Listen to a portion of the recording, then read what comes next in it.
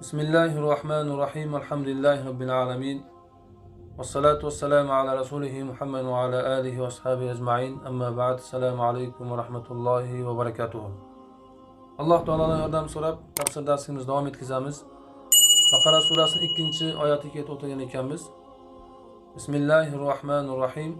Baqara surasining 2-oyati: Zalikal kitabu la rayba fih hudan lil muttaqin. Ma'nosi zalikal kitab. Mana bu kitob. Kitobdan maqsad Qur'oni Karim. Qur'oni Karim insonni eng to'g'ri yo'lga yetaklaydi.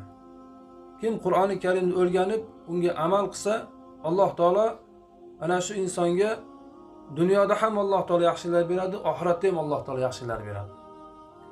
Alloh taolo odamni dunyoda ham aziz qiladi, oxiratda ham Alloh taolo odamni aziz qiladi. Alloh taolo bu dunyoda ham Alloh taolo darajasini baland qiladi. Qur'oni Karimni o'rganib, unga amal qilgan odamlar. Bu oxiratda ham Alloh taolo darajalarini baland qiladi. Mana shunday darajatlarga Alloh taolo yetkazadi. Nima sababdan?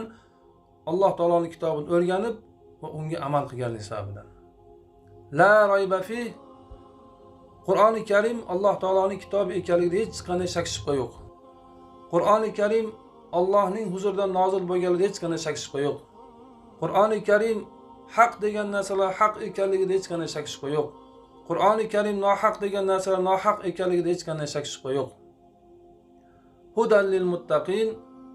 Bu Qur'oni Karim faqat muttaqillar uchun hidoyat deyapti Alloh taolo. Muttaqin bo'lgan odamlar uchungina hidoyat bu Qur'oni Karim. Zalikal kitabu la rayba fi hudan lil muttaqin. Mana bu kitob, ya'ni Qur'oni Karim la rayba fi. Bu Qur'oni Karim Allohning kalomi ekanligiga hech qanday shak shubha yo'q. Bu Qur'oni Karim Allohning huzuridan Payg'ambar alayhisolamga nozil bo'lganligida hech qanday shak shubha yo'q. Mana shu Qur'oni Karim hudan lil muttaqin, taqvodor bandalar uchun hidoyat deyapti Alloh taolo. Taqvoning ma'nosi nima? Taqvoning ma'nosi imtisalul avamir va ijtinabun navahi. Alloh taolo buyurgan buyruqlarni qilishlik, kattasidan boshlab kichigigacha. Imtisalul avamir, Alloh taolo buyurgan buyruqlarga bo'yin egishlik. Alloh taolo buyurgan buyruqlarni qilishlik, kattasidan boshlab kichigigacha. Va ijtinabun navahi, Alloh taolo qaytargan qaytishlik, kattasidan boshlab kichigigacha. Mana shuni taqvo deb aytiladi. Mana shunda insonga bu Qur'oni Karim hidoyat bo'ladi. Agar buni teskarisi, agar inson taqvo bo'lmasa, bu Qur'oni Karim insonga agar 1000 yil yashasa ham hidoyat bo'lmaydi. Taqvosi yo'q kishining misoli xuddiki bu Qur'oni Karim hidoyat bo'lmasligining misoli bir urug'ni tosh ustiga qo'yib qo'yganga o'xshaydi. Qur'oni Karimda hech qanday bu odamga hidoyat bo'lmaydi. Faqatgina hudal lil muttaqin. Alloh taolo mana bu zalikal kitab, mana bu kitob hudal lil muttaqin deyapti Alloh taolo. Muttaqin bandalar uchun hidoyat bo'ladi deyapti.